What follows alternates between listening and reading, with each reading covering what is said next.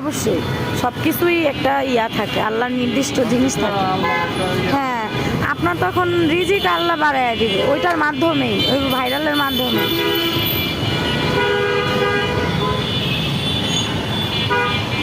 মাংসের মালাইটা, দুধেরটা, পরোটিটা।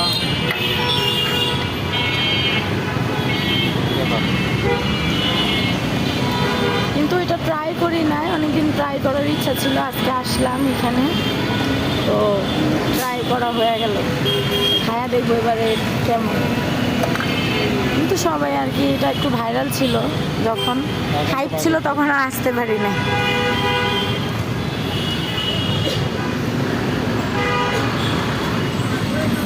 না, শুনছি এই চাটা বলে অনেক মজার। এখন অনেকে মামা ওই হাইপ বাড়া, মানে হাইপ থাকে না যখন, তখন হচ্ছে আপনার কোয়ালিটি লো করে দেয়, বুঝছেন, তখন